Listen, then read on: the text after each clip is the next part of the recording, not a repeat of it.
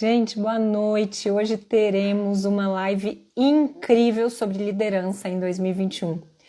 Quem não está pensando nesses grandes desafios que virão pela frente em 2021? Loucura, né? Eu tenho aqui já, Marcelo já está aqui conosco, que estará aqui com a live. Olha que interessante, vamos pensar uma coisa aqui. Os desafios em 2020, eu diria que foram os maiores que a gente já deve ter vivido em frente a tudo na nossa vida. Mas eu acredito que 2021 vem muita coisa ainda pela frente. Vou chamar aqui o Marcelo para a gente bater um papo, para a gente ir com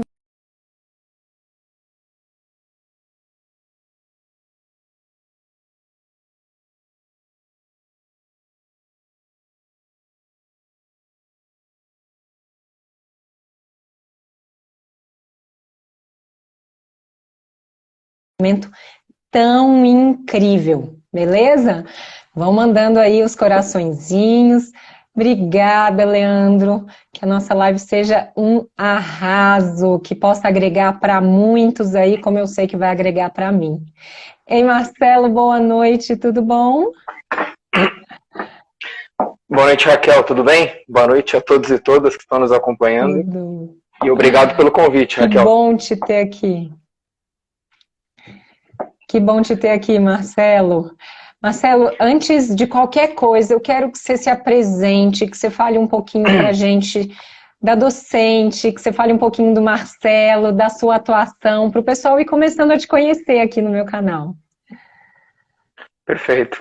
Bom, então vamos lá, vamos começar pelo pessoal para depois ir para o projeto, né? Bom, enfim, meu nome é Marcelo Betti, eu sou professor de geografia de formação, né? E quando eu falo professor de geografia é porque eu não fiz bacharelado, eu fiz licenciatura, né? E friso isso para dizer que foi uma escolha mesmo vir para a educação.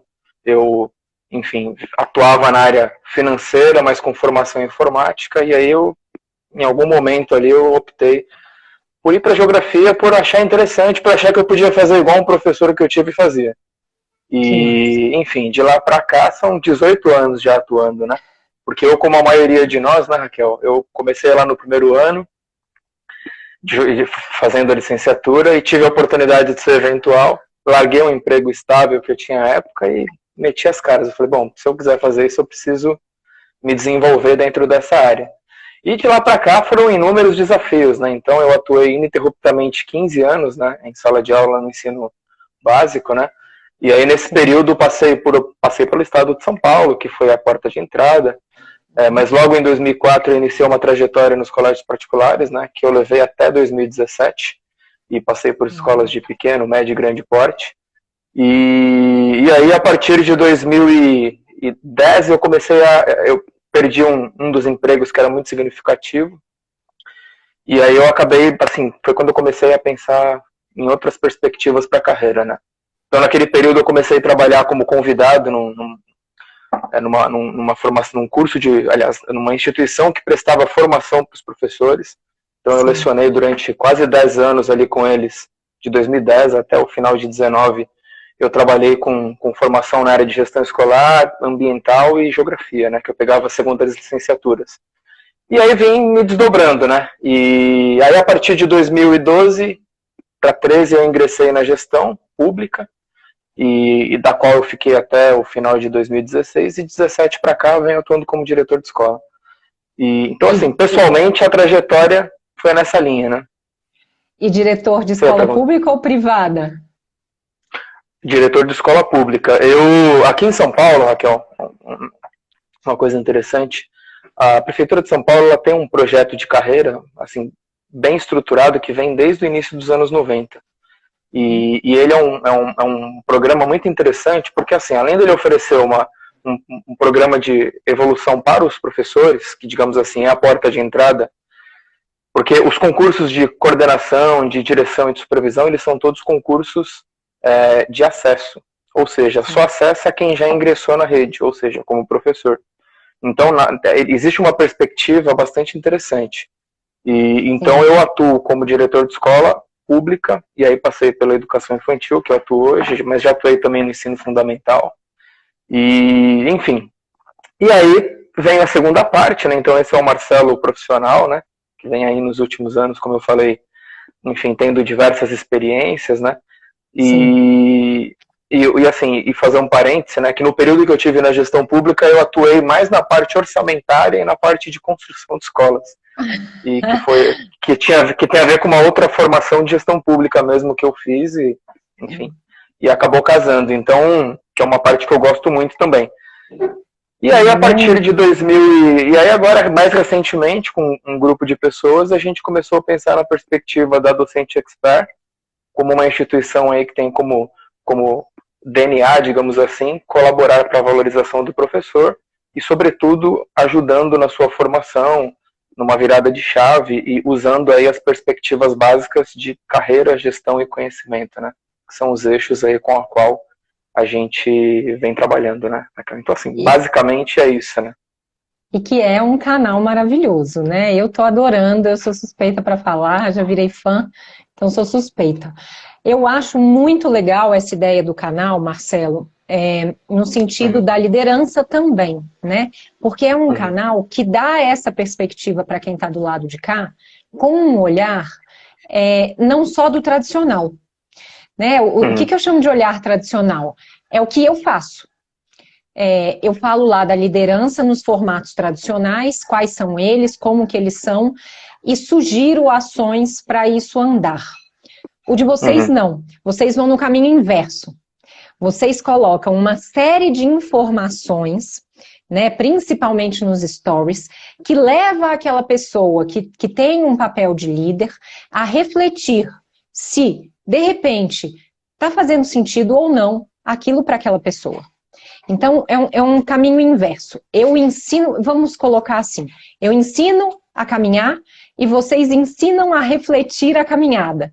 E eu acho essa sintonia muito legal para quem tem a missão que vocês têm, que é agregar pessoas ali no canal que queiram transmitir esse conhecimento também, né? Se eu estiver falando bobagem aqui, você me corrige, por favor. Não, mas está perfeita na análise. É isso que eu sinto do canal de vocês, e isso agrega muito, né? Para quem está lá no papel da liderança, isso agrega muito, porque a reflexão, quando ela vem a partir de uma transformação, ela faz muito mais sentido, né? Eu não posso fazer uma reflexão para uma mudança se eu não me desafiar. Eu preciso me desafiar para gerar uma transformação em mim, né? E o canal de vocês gera esse desafio. Faz a pessoa refletir, pô, peraí, sei lá, né, 10% da população está preparado para liderar. Enfim, não sei se essa porcentagem é correta, mas um exemplo, né? Você faz parte desses 10%, então você gera essa análise para quem está do outro lado, isso é muito interessante. E a outra coisa que eu acho que é legal você falar do canal, além de tudo, qual é o objetivo futuro do seu canal, né, do canal de vocês? Então, é assim, a gente, pensando nessa questão da perspectiva, digamos assim, da valorização, então eu queria só fazer um comentário a respeito da liderança que você colocou, porque assim, né, Raquel, eu acho que um dos fundamentos aí, assim, principais da educação é nós acreditarmos que o outro é capaz de desenvolver competências e habilidades. Então, assim, essa é uma premissa que, assim, se nós como educadores não tivermos essa visão, assim, a gente está fadado ao fracasso, a gente precisa mudar de profissão. Porque, assim, a gente parte do princípio que todos e todas podem aprender. É claro que, entre o querer e o poder, existe aí a consistência, existe a vontade, a dedicação e uma série de outros fatores. E um querer genuíno, vamos dizer assim. Mas acho que a partir do momento que a pessoa define, não, eu quero aprender, ela pode. Então, por exemplo, pegando aí o fator liderança que você cita, né? Então, assim, tecnicamente, muitas pessoas podem considerar que nem todo mundo pode atingir essa condição. Nós acreditamos que pode. No entanto, ela precisa se apropriar das ferramentas adequadas. E dentre essas ferramentas, existem vários fatores aí que são significativos, né? Primeiro, se conhecer. Então, assim, dentro de um processo de liderança, se você não tiver clareza até onde você vai, o que você consegue fazer, né? Quais são as suas deficiências, de fato, talvez você não consiga. A partir do momento que você faz uma autorreflexão, uma autogestão, se conhece, eu acho que você pode sim aprender ferramentas. E aí a gente trabalha com várias concepções de liderança que fatalmente vai enquadrar, né? Então, para finalizar esse ponto e partir para outra parte da sua pergunta, é assim, nós crescemos, sobretudo no Brasil, pelo contexto que vivemos, acreditando que a liderança ela está ligada ao autoritarismo, ou ao mandar, ou aquela coisa efetiva, né? Mandem, eu mando e vocês obedecem. E não necessariamente. Se a gente observar grandes colégios, escolas e grandes corporações, não necessariamente da educação, a gente vai ver que tem vários tipos de líderes, né? Por exemplo, a gente pega no futebol, às vezes o time ele quer um líder mandão, às vezes ele quer um paizão, às vezes ele quer alguém que converse, mais motivador. Então, assim, tudo depende do contexto, depende do momento. Agora, o ponto central para todos nós é assim, quem sou eu dentro desse processo? Do que eu sou capaz nesse processo? E aí, a partir daí, você começa a fortalecer aquilo que você tem de mais frágil e a colocar em prática aquilo que você tem de mais forte, né? Então, acho que esse que é o ponto central, né? Do desafio aí que você tem. Sim, e eu acho interessante porque recentemente eu estava conversando com um grupo de pessoas que não tem relação nenhuma com a área da educação e estávamos falando de alguns líderes aí do mundo que se colocaram de uma maneira que realmente fez sentido, né? Não vou citar aqui para a gente não gerar polêmica na política, porque eram todos políticos, mas enfim, claro. Uma das coisas que todos eles, dentro da nossa discussão, tinham em comum é a capacidade que eles tinham de rebanho. É como que eu faço o meu rebanho caminhar, como que eu articulo para esse rebanho caminhar da maneira que eu quero. Porque o que a gente precisa entender é que quando a gente tem um líder que articula bem, independentemente de qual jeito que ele quer, se é mais paizão, se é, né? Independente. Se ele articula bem, ele chega onde ele precisa. Você concorda com isso? Não, eu concordo, assim. Eu acho que assim, uma coisa que é significativa, né? Eu acho que, assim, essa coisa da habilidade social e da consciência social, ela é fundamental, né? Então, vamos pegar, por exemplo, o exemplo de uma escola. Uma escola é um lugar totalmente heterogêneo, né? Sobretudo a pública, né? Você tem pessoas ali de várias origens, com vários costumes, né? Vários jeitos de ver a vida, vários jeitos de se relacionar com a educação das crianças, e aí tudo isso de alguma maneira desemboca dentro da escola. Não só as crianças, mas suas concepções e também os seus pais que fazem parte da comunidade escolar. E aí o que acontece? E aí o diretor, o coordenador, porque na verdade todos eles passam pelo processo de liderança, se eles não tiverem uma habilidade social, eles estão fadados ao fracasso. Por quê?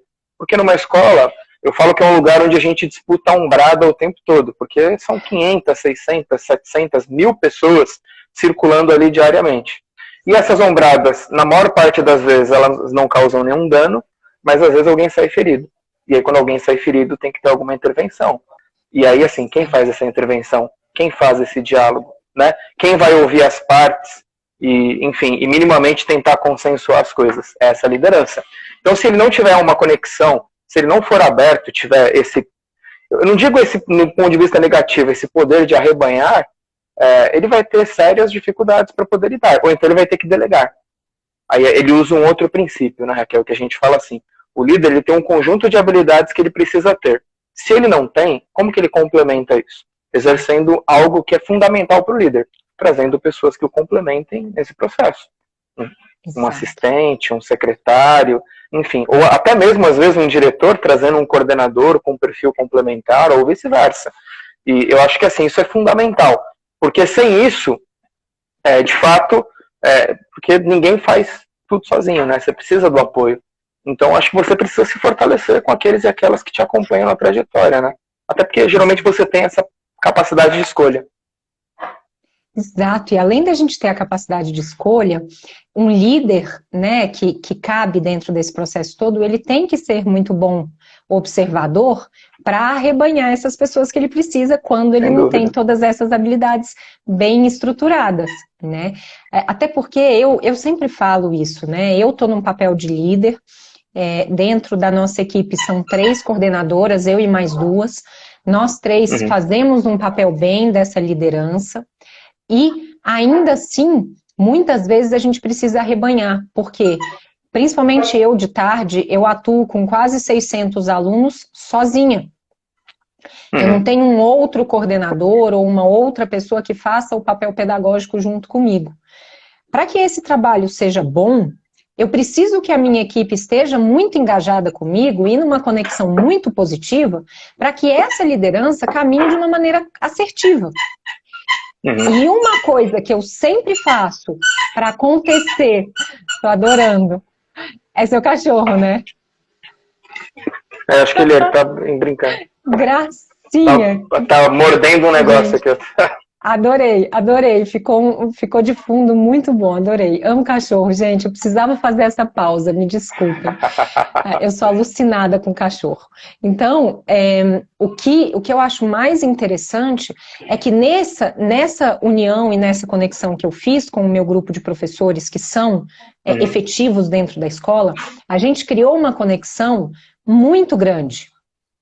E essa conexão faz com que o trabalho do turno aconteça da maneira que precisa. Muitas vezes, por uma série de razões, eu estou ausente da escola, mas as coisas caminham. Sim. E elas caminham porque dentro disso tudo houve uma conexão e os nossos professores conseguem, entre eles, se organizar para a coisa acontecer, mesmo que eu esteja ausente. Eu fiquei 6 meses, tem um tempo já, mas exemplo, né? Fiquei 6 meses de licença maternidade. Antes da licença maternidade, a minha médica ainda me afastou, então eu fiquei mais uns 4 meses afastada. Então foram quase 10 meses ausente. Eu não perdi contato com os professores. O tempo todo conversando com os professores, perguntando o que eles estavam fazendo, como que eles estavam, se eles estavam precisando de alguma coisa. E a mesma coisa comigo. E é essa conexão que um líder bom precisa ter, né? De não perder o vínculo. Eu falo isso sempre no canal, galera, mantenha o vínculo com os professores de vocês de forma remota, liga para eles, liga, pega o telefone e liga. Eu sei que não é um hábito nosso mais por causa do WhatsApp, mas é um vínculo que você vai ter com o seu professor. Então liga para ele, pergunta se está tudo bem, como é que estão caminhando as coisas, pergunta como é que está a família, como é que estão os filhos, para você não deixar a coisa sair, né? Pra você não perder a linha. Galera, quem está entrando agora, coraçãozinho e aviãozinho para pessoas que vocês acham que pode agregar na nossa live, chama o pessoal, porque essa live vai ainda ter muita coisa boa pela frente. Agora, Marcelo, eu quero que você me conte uma coisa aqui. Dentro do seu processo de liderança, o que você tem feito que você vê que dá mais certo? Só um minutinho aqui, ó. Fecha. Caiu uma chuva aqui, tá caindo uma chuva, só fui ver se dava para melhorar aqui. Mas desculpe, vamos lá, retomando. Olha, Raquel, assim, é o que eu falei, né? Eu acho que a gente precisa se conhecer muito no processo para a gente fazer as melhores opções. E assim, no meu caso, eu me considero assim uma pessoa muito aberta ao diálogo, uma pessoa que escuta bastante. E então eu considero que assim essa inter-relação que eu desenvolvo, ela é a mais significativa. Então assim, por exemplo, quando eu penso em fazer alguma coisa, eu sempre falo, bom, vamos combinar com os russos, né? Porque a gente, assim, embora a gente tenha a prerrogativa, digamos assim, da caneta, isso pensando na função de diretor, mas o que acontece? Eu acho que assim, né? Eu sempre discuto que a gente tem que ter clareza de uma coisa, né? Para mim, e eu falo isso para aqueles e aquelas que estão comigo, que é assim, tem algumas questões, algumas decisões, que elas são prerrogativas da função. Então, assim, não dá pra gente discutir, tem que ser feito. Agora, tem outras coisas que ainda assim elas podem entrar na prerrogativa da função, mas que a gente pode escolher o melhor jeito de fazer. Cabe um diálogo, cabe uma reflexão, então, como que a gente pode pensar? E aí, assim, nessa perspectiva, eu uso muito isso ao meu favor, quando eu tento implementar algo, né? Mas não ao meu favor só pelo personalismo. Ao meu favor no sentido, assim, de fazer as pessoas se sentirem pertencentes do processo. Porque, assim, uma coisa que a gente sempre fala, né, que se você quer conhecer uma pessoa, dê o poder a ela, né? E eu tento, na maior parte das vezes, não ter que usar essa prerrogativa do poder, assim, de querer demarcar e falar assim, não, eu tenho poder dentro do processo. Porque é engraçado, né, que tem até uma fala, um diálogo no Game of Thrones que é muito interessante a respeito disso, né, não sei se vocês acompanharam, mas enfim, se não acompanharam, vocês vão entender o contexto do diálogo. Tem um texto que o rei Joffrey, lá quando ele é vivo, que é o jovenzinho da família Lannister, ele tá conversando com o avô dele, e ele tá ali fazendo um exercício para mostrar, não, mas eu sou o rei, é o que mando. E aí o avô dele, num momento, ele fala assim, ô seu idiota, toda vez que você precisa falar que você é o rei, ninguém mais acredita em você. Porque você já é, você não precisa reafirmar. Então, assim, as pessoas, às vezes, elas têm uma necessidade de ter que ficar o tempo inteiro demonstrando poder. E, assim, eu acho que isso não é necessário, isso já está, assim, caracterizado. Então, o ponto é o seguinte, como que eu faço assim? Sim, obviamente, é o que eu falei, existem decisões e decisões. Mas eu acho que o fundamental para você poder agregar junto com o grupo é levar, deixar as pessoas participarem das decisões, participarem dos processos, fazerem as escolhas juntos, né? Eu acho que isso, pelo menos assim, é uma visão particular, né? Talvez muita gente concorde comigo ou discorde, enfim. Mas eu procuro levar dessa maneira. Então eu considero que, assim, esse é um dos pontos que eu tenho de maior força na hora de conquistar a adesão daqueles e aquelas que estão comigo. E Baú Pedagógico falou aqui, né, da questão da liderança humanizada, e o França falou que concorda com a ideia da gestão humanizada, e eu vou além. A gestão humanizada, eu não acho que ela é viável 100%, assim como eu não acho que nenhuma gestão é viável em 100% né? A gente precisa, enquanto líder, fazer uma junção. É um pouco da humanizada, é um pouco da democrática, é um pouquinho de cada para a gente criar situações que vão gerando esse diálogo e essa conexão. Porque, senão, se a gente é só humano demais, a coisa também não caminha. Né? Se a gente é só democrático demais, também não caminha. Então tem também que ter essa sintonia, né, Marcelo? Assim, de um pouquinho de cada coisa, a gente sente daqui, sente dali, sente de cá. Como você falou, tem situações que vão dar para a gente ter um diálogo mais aberto, outras, infelizmente, a gente vai ter que ter uma postura um pouco mais firme. Agora, de tudo, dentro desse momento de pandemia, o que na nossa escola eu venho sentindo que tem dado um resultado mais positivo é nós colocarmos opções de diálogo no Google Forms. Eu tenho falado isso em várias lives, porque eu acho que quanto mais pessoas souberem disso, melhor. Colocar questões aos professores do que a gente está vivendo na gestão e vice-versa, para que a gente possa escutar ao lado do professor e analisar com cautela, porque quando a gente chega numa reunião ali com 70 professores, que é o caso da nossa escola, eu não consigo ouvir a todos da maneira que eu gostaria. Grande parte da reunião eu que faço, uma parte o diretor, e outros momentos os vices falam um pouco, mas em grande parte do momento eu que falo. Eu sempre tive essa facilidade de falar e o povo me pega e eu adoro, então eu que falo a maior parte do tempo das nossas reuniões, tanto presenciais como online. E aí a gente começou a sentir essa necessidade de ouvir o outro lado para a gente tentar entender o que é possível fazer, já que a gente não está no presencial. Vem dando um resultado maravilhoso. É óbvio que eu não consigo agradar a todos, mas a gente começou a entender qual que está ao lado de lá, o sofrimento, as angústias, as dificuldades, os desafios, até para a gente tentar traçar uma meta para 2021 de um plano mais assertivo, né? E assim, dentro disso, a escuta de vocês tem acontecido como? Fabi trabalha comigo e está falando que graças a Deus que eu tenho essa facilidade de falar. Ela adora que eu falo. Obrigada, Fabi, Maravilha. Te adoro. Não, então, assim, eu falo que eu, pessoalmente, né, eu nunca participei tanto enquanto diretor das discussões pedagógicas como em 2020. Porque, assim, nós tivemos que, obviamente, nós tivemos algumas normativas, mas a gente teve que criar um jeito de fazer a coisa funcionar. E o fato é que, assim, né, nem todo mundo estava preparado para isso, né, Raquel? E assim, porque, de fato, assim, as pessoas tinham estágios diferentes dentro da tecnologia, né? E aí a gente veio a pandemia, que era algo que ninguém podia imaginar. Se falassem para nós há 10 anos que iria acontecer isso, ou se falar assim, no começo de 2020, a gente falava, não, isso é uma sandice, né? Assim, não tem a menor chance de acontecer. E, no entanto, eu falo que a gente foi a geração premiada aí para poder encarar essa situação toda, né? E aí tiveram que ter adaptações. Então, assim, nós estabelecemos uma rotina em que a gente se reúne. Eu divido o grupo de manhã no período da tarde, porque eu tenho professores que acumulam, né? Então, naturalmente, eles também têm as suas jornadas nos outros lugares. Então, a gente fez uma divisão de manhã e tarde, na qual a gente se reúne 2 vezes por semana, no período da manhã, terças e quintas, e a mesma coisa à tarde.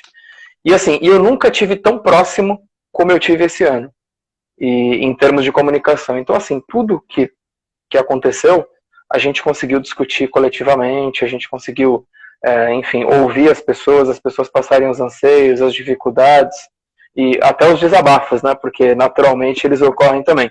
E eu acho que isso de alguma maneira até aproxima, né, porque muitas pessoas que passaram a se relacionar, mesmo entre o grupo, a equipe docente, muitas pessoas não tinham um contato constante ali, porque eram de agrupamentos diferentes e períodos diferentes, e de repente passaram a se encontrar constantemente, a compartilhar aquele momento, enfim. E aí, assim, todos nós acompanhamos, né, e a gente viveu um ano de muita indefinição, né, porque eu não sei como que foi em Minas, por exemplo, mas em São Paulo a gente fechou, e a gente veio ouvindo praticamente declarações a cada mês aqui do prefeito, do governador, dizendo como seria o próximo período. Então, por mais que tenha se pensado em planos de como receberia e etc, quase nada funcionou efetivamente. Por quê? Porque a gente não voltou. Aqui a gente teve uma liberação de atividades extracurriculares para as escolas que tinham, tanto públicas quanto privadas, mas foi muito singelo frente ao geral. Então, ele foi um ano de muita indefinição.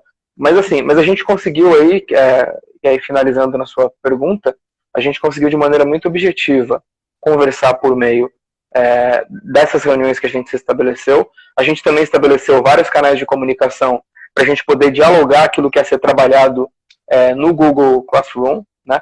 E então uma dinâmica para a gente poder receber essas atividades, uma dinâmica de curadoria, uma dinâmica de registro, porque os registros eles são feitos, né? Porque não acabou 4 vezes por semana, né?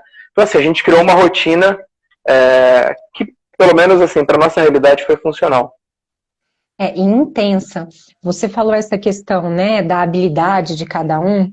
O que eu sinto mais não é só uma questão da habilidade, porque, ok, eu tenho habilidade, eu tenho toda essa parte bem estruturada, bem desenvolvida, mas, às vezes, eu não estava preparada para os outros desafios, né? Os desafios socioemocionais, os desafios de você estar ali o dia inteiro lidando com a sua filha, com seu filho, com a sua família, às vezes tendo que cuidar da sua mãe, que é mais velha, seu pai.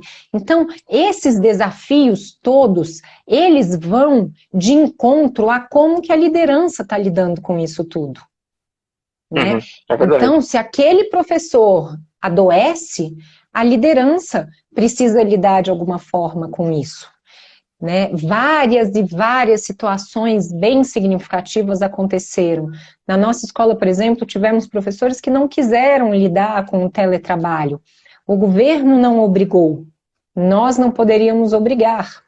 Né? Então, a gente criou estratégias para minimizar esse estrago, mas não obrigamos os professores a estarem online com os alunos.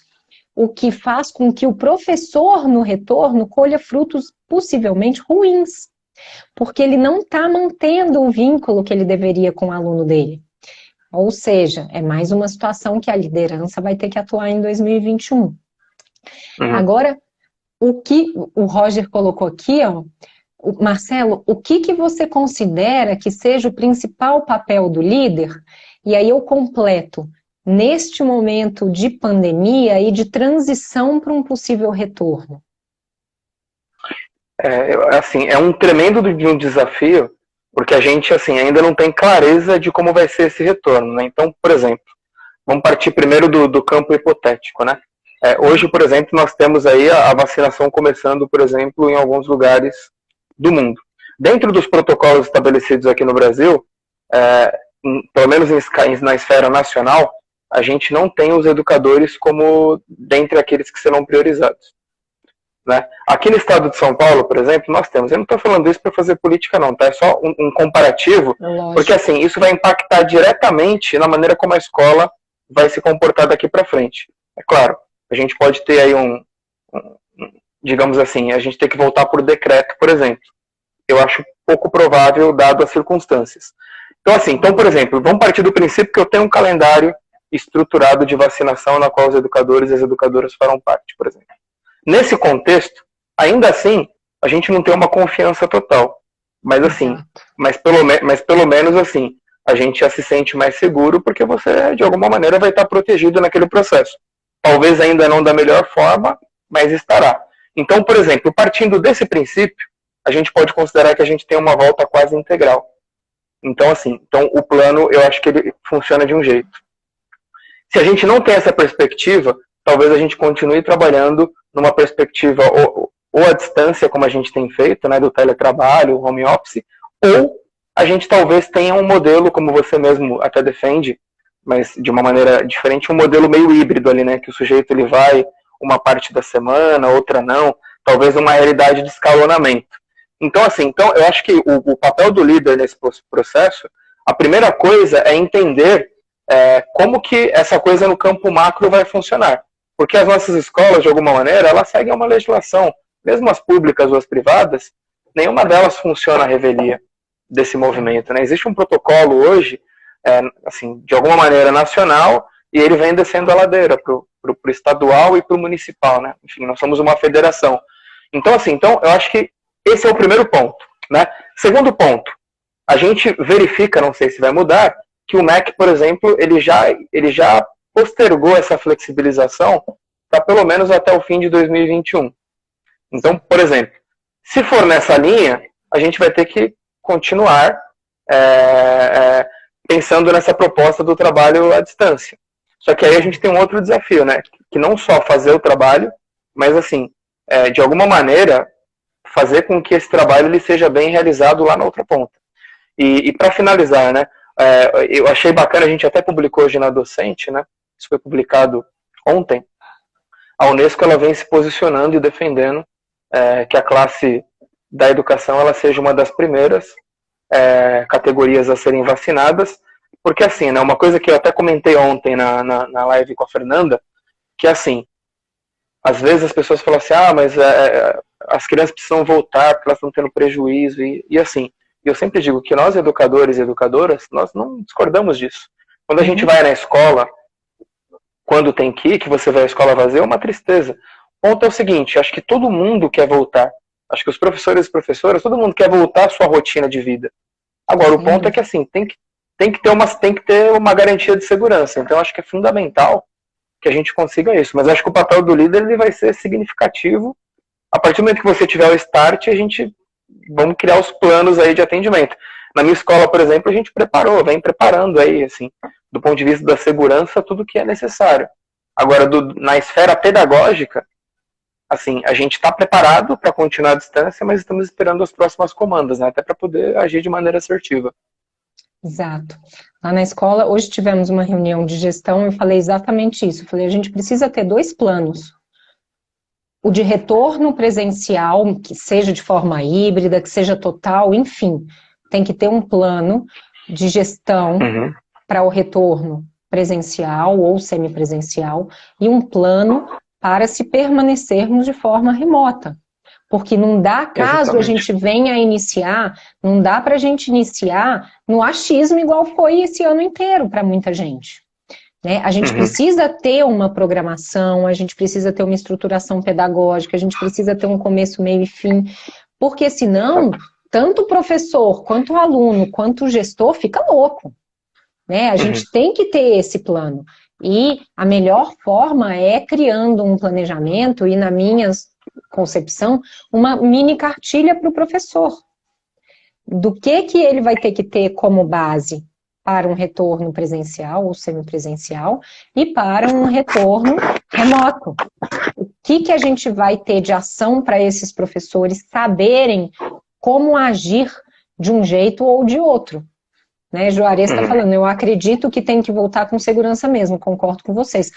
Juarez, é óbvio que a gente está aqui pensando na segurança de todos, mas o que a gente tem que pensar é que vamos supor que volte sem, a gente tem que ter uma estratégia que seja cabível para manter o máximo possível dessa segurança e o máximo possível de toda uma estrutura dentro da escola e da gestão, né? O número de alunos que não querem voltar, principalmente do ensino médio, é muito grande.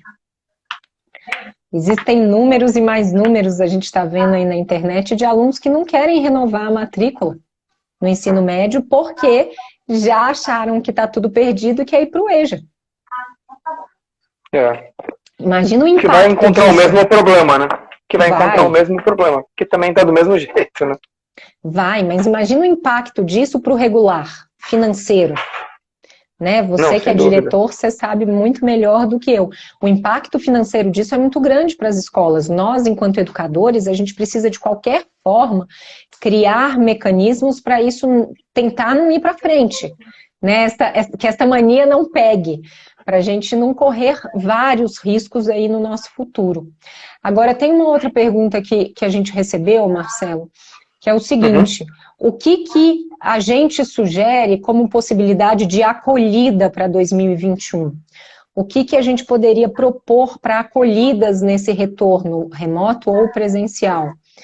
Eu, sinceramente, assim, o que vem na minha cabeça é que se a gente for fazer isso de forma remota, que a gente crie estratégias com cada uma das turmas, ou anos, depende de como que cada escola está se organizando, com alguma coisa legal. Um quiz para falar como foi as férias, um momento de música, um momento de descontração, um momento de relaxamento, para a gente criar uma conexão com quem estiver chegando. Porque, por exemplo, na nossa escola, a gente recebe alunos novatos no 6º ano. Como é que vai ser eu receber alunos novatos sem vê-los? Né? São quase 150 alunos novatos todo ano que a gente recebe. Né? Então, esses desafios, eu ainda não tenho uma resposta plausível, mas a primeira delas que me vem na cabeça é uma acolhida, se ela for online, com coisas que sejam divertidas para aquela faixa etária. Agora, se for presencial, gente, é a festa. É fazer uma festa atrás da outra uma semana inteira, para ter a oportunidade de abraçar todos. Porque não vão ser todos entrando de uma vez só. É festa mesmo, gente. O que der de ideia de festa para ficar divertido, ficar animado, ficar acolhido, para aqueles alunos terem a sensação de que é um prazer estar ali de volta, né? Eu confesso que, assim, a proposta de você ter uma festa EAD, assim, ela pode ser interessante. A gente tem visto aí exemplos, né? Muitas, não só escolas, né? Assim, em vários meios a gente tem estruturado essas festas. Mas, assim, eu confesso que ainda tenho dúvidas para o começo do ano, né? Porque, assim, sobretudo para quem está chegando na escola, né? É um desafio, porque, assim, entrar na escola, assim, você tem vários elementos ali, né? Que vai desde o prédio, desde você entrar, de você olhar para os lugares, e meio que sentir o cheiro, né? E desbravar, né? Sobretudo quando são crianças ou jovens mais novos. Então, assim, é um desafio tremendo você fazer, porque, assim, ele vai ver um vídeo ali do lugar, né? Ele, pode até reconhecer alguns rostos que eventualmente já caminharam com ele em outros lugares. Mas, assim, eu acho que é muito difícil, né, de você criar uma chegada. Então, assim, eu confesso que eu tenho dúvida, né, sobre como isso pode acontecer. O ideal seria que a gente tivesse a oportunidade mesmo enfim, dos profissionais estarem minimamente vacinados para a gente poder receber, né. Por exemplo, a minha escola é uma escola de educação infantil, aqui em São Paulo. Que delícia. Então eu imagino assim, a gente fica pensando, conversando às vezes, como que poderia ser proveitoso algo do tipo para uma criança de 5 anos, por exemplo, na tela. Ai, que delícia. Educação infantil é lindo.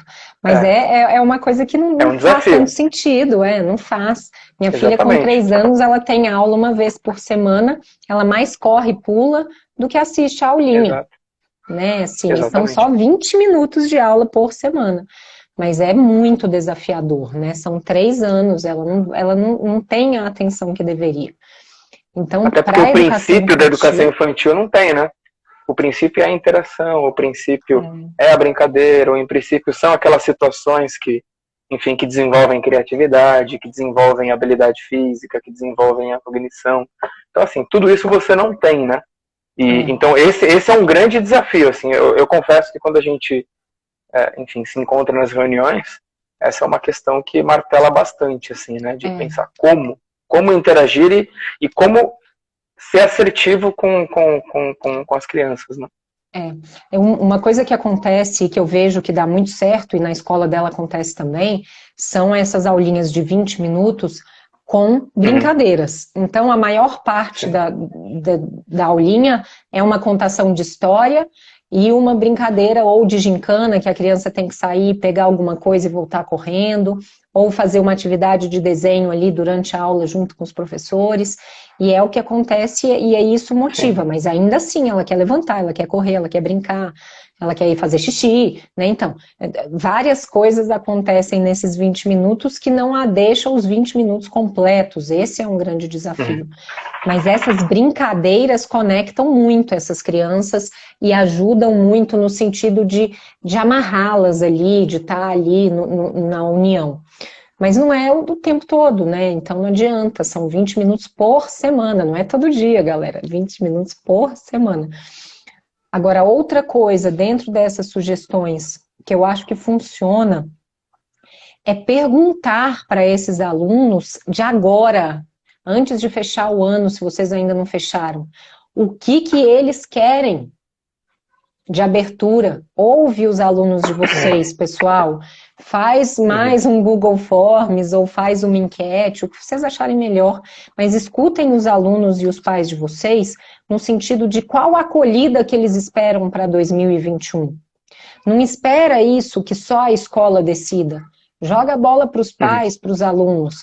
Né? É óbvio que a gente vai escutar de muitos que eles esperam que as aulas retomem e que tudo retome e que a vida volte ao normal. Mas, independentemente disso, pergunte aos alunos de vocês o que eles estão esperando. Vamos supor, faça uma das perguntas. Se a aula não voltar de cara em fevereiro, o que vocês querem de forma remota? O que vocês esperam de forma remota? Pergunte para os alunos, jogue a bola para eles. Tenho certeza absoluta que vem coisa boa de resposta pela frente. E aí compartilha aqui com a gente para a gente saber as ideias. Outra coisa, Marcelo, que perguntaram também para a gente. Dentro das possibilidades da liderança, como que você vê o empreendedorismo no líder? Eu vou usar aqui, eu vou meio que parafrasear o Leandro, né? Ele está aqui também, o Leandro Mariano. Inclusive, ele já postou alguns conteúdos ali na Docente, que são bastante significativos, né? O Leandro, e assim, para complementar, e depois falar do empreendedorismo, digamos assim. O Leandro, ele trabalha muito, e estudou, enfim, e dialoga muito com o intraempreendedorismo, né? E por que eu estou falando isso, né? Porque, assim, as pessoas quando pensam o ato de empreender, ele é um ato desafiador, né? Porque ele é um ato que normalmente você tem que dar muito para depois você receber. Ou seja, você cria uma estrutura onde você gasta tempo, ó o Leandro aí, onde você gasta tempo, onde você gasta dinheiro, onde você gasta massa cinzenta, porque você precisa pensar muito, né? Então, assim, ele é um desafio que nós, de maneira em geral, no Brasil, a gente não é muito educado para poder encarar esse tipo de situação. Né? A gente foi educado e de alguma maneira ainda educa muito na linha de você pensar na carreira mais numa perspectiva de você se vincular, né? Ou uma instituição pública ou privada, e a partir dali você ter uma progressão. Quando você pensa no empreendedorismo, ele começa normalmente, ele é um voo mais solo, né? Embora você possa ter ali algumas outras aves, né? Fazendo uma metáfora que podem te acompanhar, mas em via de regra é um voo solo. Então, o Leandro, ele trata um tema que é muito interessante do empreendedorismo, que é você começar a pensar nessa perspectiva dentro de onde você está, dentro da instituição a qual você trabalha. Né? E quando você pensa em empreendedorismo, qual que é uma das palavras de ordem? Soluções. Então, assim, é você pensar em soluções que melhorem o processo daqueles e aquelas que estão com você, e aí pensando na perspectiva de líder, né? Ou às vezes não só na perspectiva de líder, né? Mesmo de um funcionário que ele pensa numa melhora de processo. Toda vez que a gente age nessa perspectiva da melhora de processo, de alguma maneira a gente está promovendo um intraempreendedorismo. Eu vou dar um exemplo de algo que eu vivi. Antes de ingressar na educação, eu trabalhei num grupo empresarial na qual eu trabalhava na área de transporte desse grupo. Ele tinha segmento de armazenagem, de transporte, entre outros. E aí, quando eu cheguei no local, eu recebi lá uma nova função, que eu deveria fazer as contas para receber. E uma das primeiras coisas que eu identifiquei, a empresa, ela demorava, às vezes, 5 dias para poder receber o pagamento de uma fatura que, na média, nos primeiros 10 dias, nos primeiros 20 dias era de 1 milhão. E aí, nos últimos 10 dias, às vezes batia 2, porque a gente transportava para Itaú, enfim, para outras empresas. E por que isso acontecia? Porque na hora que eles emitiam a fatura para o Itaú pedia um arquivo digital.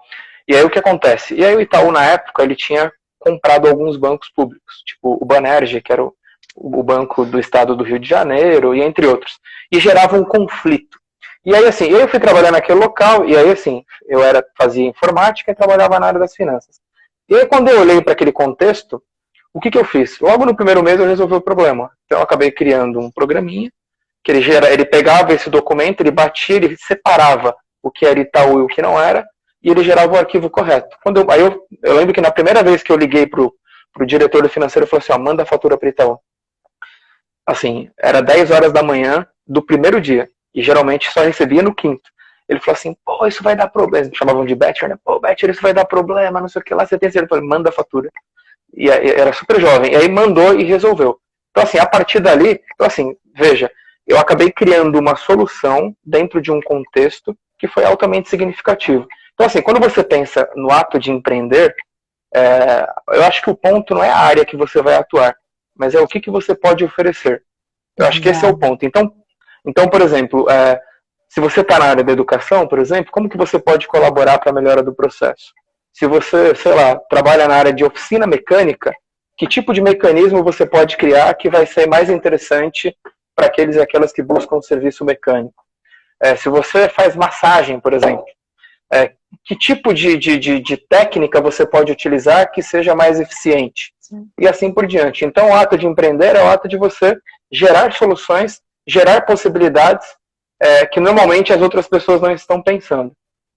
E aí finalizo dizendo e repito, né? Isso não necessariamente precisa ser feito com você largando tudo e criando algo novo. Não, às vezes você pode começar dentro de onde você está, e aí dependendo de como aquilo começa a se desenvolver, você fala assim, opa, pera lá, eu tenho um negócio legal aqui, eu acho que eu vou pensar nisso numa perspectiva mais macro. Vou tentar alcançar mais pessoas, né? E aí eu termino dizendo o seguinte, né, Raquel, que a internet hoje ela oferece uma escala para isso que é inimaginável. Então, assim, a internet hoje ela te possibilita, às vezes, de você produzir um vídeo sem patrocínio você atingir 9, 10 mil pessoas, dependendo da maneira como você faz e da maneira como você projeta, né?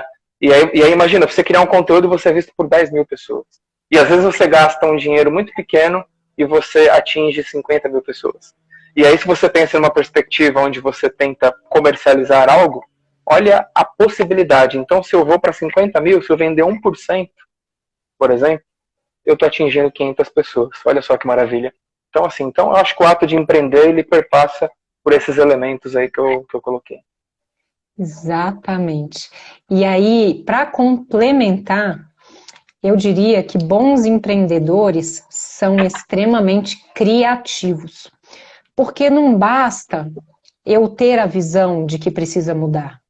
Eu tenho que ter a criatividade para me desafiar a desaprender algo que está ali, né, para criar algo novo em cima daquela necessidade.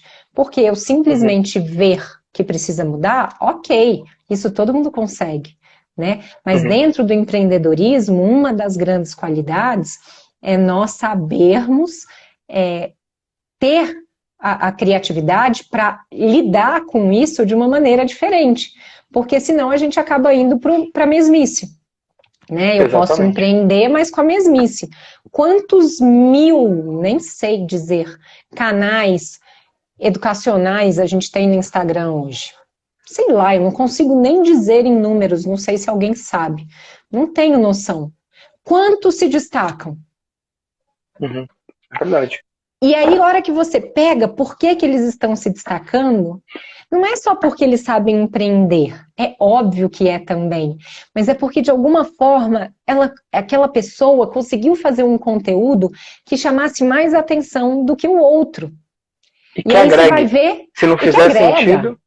E que agrega, lógico, mas além do agregar, ele agrega com um quê de criatividade, de diferente, de inovador, né? E é isso aí que vai fazendo a diferença para as coisas caminharem e fluírem, porque senão é mais um, né? É verdade. E aí, assim, eu digo que assim, né, a gente tem acompanhado bastante a internet, e assim, e muita gente pode falar assim, poxa vida, né, mas você vai começar a falar sobre educação, finanças, com pessoas, por exemplo, que têm já milhares, às vezes milhões de seguidores, e você vai começar pequenininho? Então, só que assim, mas a gente tem que lembrar que quando a gente fala nesse aspecto, embora sim tenha muitos players se destacando, mas a internet ela tem um campo muito vasto. Então assim, o que você precisa? De planejamento, porque você precisa saber onde você quer chegar, né? Segundo, ter clareza do que você quer oferecer e o quanto isso pode ser significativo, né? E assim, e o terceiro e mais significativo é você ser consistente, né? Persistir dentro daquele propósito e ir seguindo, né? Se a gente pegar qualquer exemplo aí que deu certo, perpassa por esses elementos, seja no mundo digital, seja no mundo, entre aspas, real, né? Porque acho que hoje não tem mais divisão, mas enfim, independente do que você vai fazer e aonde, eu acho que você tem que ter essas questões aí em mente, né? E aí eu acho que a tendência natural é que as coisas comecem a fluir. Mas tem que ter clareza de uma coisa, tem que saber trabalhar com o tempo. Assim, nada vem de uma vez. Então, assim, se você não tiver clareza de que as coisas precisam de tempo para acontecer, e assim, e para você não se afobar e falar assim, não tá dando, às vezes tá com 3 meses, mas não tá dando certo. Não, calma, são só 3 meses. É só o começo. Então, assim, então você precisa, assim, ter a maturidade de perseguir e continuar naquele caminho que você traçou, né? Acho que isso é fundamental. Exato. E isso vale para a escola, galera. Isso que o Marcelo acabou de falar, vale para a nossa escola. Se você quer que a sua escola tenha sucesso, você precisa planejar, você precisa ter constância e você precisa ter metas. Senão você não vai sair do lugar, sua escola vai ser mais uma em meio à multidão. Você quer que a sua escola tenha sucesso? Planeje o seu 2021. Você quer que a sua escola tenha sucesso? Tenha coerência no que você quer para 2021. Você quer que a sua escola tenha sucesso? Coloque as metas em prática, né? Então, tudo isso que a gente falou aqui para o online serve para o presencial também. E dá certo, não dá, Marcelo? Eu falo porque eu sei, eu vejo dando certo na nossa escola. A minha escola não é nenhuma supra-sumo, galera. Eu sou um ser humano cheia de erros, erro dentro da minha gestão pedagógica, mas o que vocês têm que entender, principalmente, é que os erros, eles vêm a somar. Eu errei, eu anoto para eu não errar de novo. Eu não erro de novo. Porque mas sabe, Raquel, só fazer um parêntese, errou porque fez.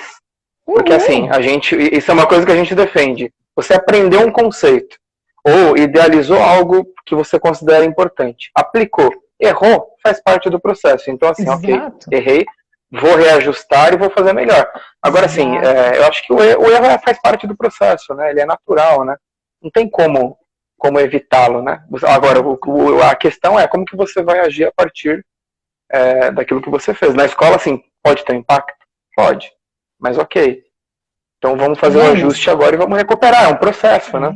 E é por isso que tem uma equipe, é para a gente tentar minimizar os erros, né? Eu vou daqui com uma postura e a outra pessoa fala, não, pode ser que não dê certo, vamos repensar aqui essa ação de outro jeito. Aí vem o outro e fala, não, mas se a gente somar aqui, quem sabe não dá mais certo. Aí, e é essa sintonia que faz com que os erros sejam, dentro do nosso presencial, menores. Tá? Então, para 2021, quer ter uma liderança mais assertiva, né, que é uma palavra que tá aí bombando a assertividade, né, quer ter uma liderança mais assertiva, coloca no papel quais são os objetivos que vocês querem alcançar para 2021, crie metas com a equipe de vocês, pedagógica e posteriormente de professores. E dentro disso daí, pessoal, coloca em ação, não engaveta o planejamento, coloca em ação. Vai dar resultado. Não é da noite para o dia, né, Marcelo? Não são em 2, 3 meses. Verdade. Mas dá, galera, dá resultado. É trabalho de formiguinha. É um pouquinho um dia, outro pouquinho outro dia, outro pouquinho outro dia, e vocês vão alcançando aí a diferença com certeza absoluta. E falando nisso, Raquel, assim, só falar o seguinte, que a docente, ela vai oferecer, né, a gente está fazendo os ajustes finais, né, um curso que eu e o Leandro, a gente ministra, né, sobre a liderança, focada na escola, mas que serve para qualquer instituição. Nós vamos disponibilizar ele por um pequeno período gratuitamente, para aquelas que estiverem nos acompanhando, né, então, se você me permite, sigam a docente, e depois a gente vai colocar ele no mercado, e para poder medir. Então, e assim, porque é o que eu falei, a gente acredita que a construção, perdão, que a liberdade ela pode ser construída. E eu queria fazer mais um comentário a respeito da questão do tempo, né? Que é uma avaliação pessoal que eu faço, né, assim, desse período de carreira, e eu compartilho isso muito com a equipe docente pelos locais a qual eu trabalho. Que assim, uma das coisas que eu me dei conta na educação, Raquel, é que assim, você estava falando aí do processo, das metas, é que assim, a educação ela é uma das poucas áreas que a gente consegue ver o resultado que a gente espera de maneira tão rápida como ela acontece em algumas outras funções. Porque na educação, assim, a gente está trabalhando com o ser, né? Com a aprendizagem do ser. Então, o que acontece? Isso é um processo, e assim, e às vezes a gente acha que não está tendo nenhum efeito, mas está. Talvez não da maneira como a gente esperava, mas ele está sendo transformado, e a gente vai ter essa clareza mais para o futuro. Então, assim, e às vezes a gente se frustra, né, quando a gente não consegue ver o resultado que a gente espera em 2 meses de trabalho, né? E não vai mesmo, né? Assim, é um trabalho a médio e longo prazo. Então a gente tem que ter essa paciência, tem que ter essa clareza e assim, e observar o processo. No processo, a gente observa ali muitas melhoras, né? Por isso que é importante a gente registrar, a gente observar, né? A gente tentar, na medida do possível, né, acompanhar o sujeito ali individualmente para poder perceber. E aí a gente vai ter a clareza do quanto o nosso trabalho está avançando, né? Mas assim, o resultado ele não é materializado, por exemplo, como eu tinha quando eu trabalhava naquele exemplo que eu falei, que eu tinha um começo, meio e fim, e era reconhecido quando tinha sucesso. Na educação não, ele acontece de uma maneira mais lenta, porém gradual, né? Por isso que a gente tem que persistir e trabalhar bem com o tempo. Exato, exato. E é trabalho de formiguinha sim, galera. Não dá para desanimar, não dá para chegar e falar, nossa, não aguento mais, estou cansado. Sim, cansados todos nós estamos, nós vivemos uma vida cansativa atualmente, com todas as novidades tecnológicas que apareceram, os nossos tempos mudaram, né? A nossa posição perante o tempo mudou. Mas isso não quer dizer que a gente não consiga, de certa forma, nos reestruturar para criar situações que a gente dê conta do recado. Inúmeras mensagens eu tenho recebido perguntando, Raquel, como você está dando conta de tanta coisa? Organização, não existe outra palavra. Aí me perguntam, mas você dá conta de tudo? Não dou. Tem dia que fica pendência para o dia seguinte, por isso que serve a agenda, é para você registrar o que vai ficar, para no dia seguinte você dar prioridade para as coisas que ficaram do dia anterior. Isso pode acontecer. Né? A gente está vivendo um desafio que é de trabalhar de casa. Não é todo mundo que tem dentro de um trabalho de casa só você para dar conta de você mesmo. Você tem a sua Exatamente. casa, a sua família, você tem cachorro, você tem supermercado, você tem sacolão, você tem que higienizar isso tudo que chega, pelo amor de Deus. Então, assim, gasta-se muito tempo para a vida hoje, É principalmente nesse verdade. momento de pandemia, né? Tudo gasta-se mais tempo. Mas ainda assim, se você tem um bom planejamento e uma boa organização, a gente dá conta do recado. Roger falou que está acabando e está mesmo, Roger. Eu adoro, gente. Por mim, eu fico, adoro, adoro.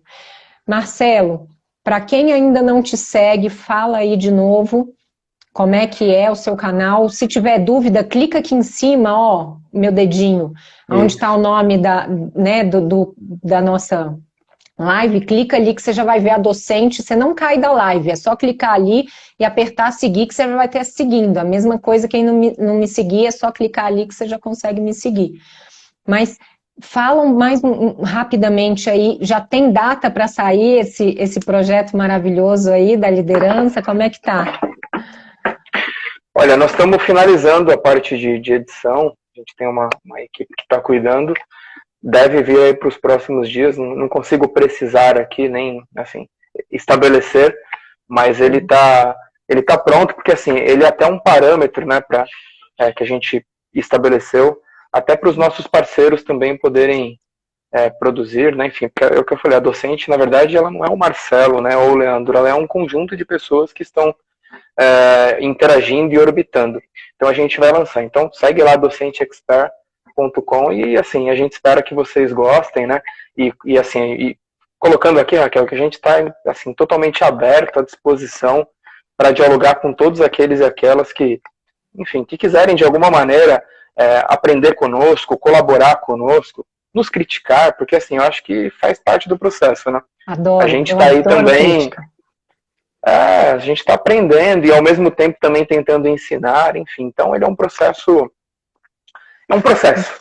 A É um gente vive um processo, processo, a docente expert. exato. Um A processo que a gente gente espera que cresce. não esteja fim, Exato, e a que gente cresce continue. muito com as críticas, as boas e as ruins, galera. Tem coisa que você acha que não tá legal no canal? Fala pra gente, é só assim que a gente muda, é só assim que a gente aprende, é só assim que a gente vai chegando aí no que realmente precisa para agregar para quem tá do outro lado. Olha, foi muito bom, Marcelo, te ter aqui. Adorei essa live, que a gente possa ter mais momentos para 2021, né, para a gente contar quais desafios que aconteceram, como que a gente lidou com cada um, vai ser muito legal. Ó, um beijo grande em todo mundo que nos assistiu, Beijo grande. agradeço muito a sua presença, agradeço a presença de todos aí da equipe Estamos à também, disposição. e muito obrigada. Muito obrigado, Raquel. Estamos à disposição e quando quiser a gente está junto de novo. Combinado, Tá pode bom? deixar, o mesmo eu digo. Tchau, fica com Tá Deus, certo. galera. Boa Obrigado, gente. noite. Valeu. Tchau. Tchau, tchau.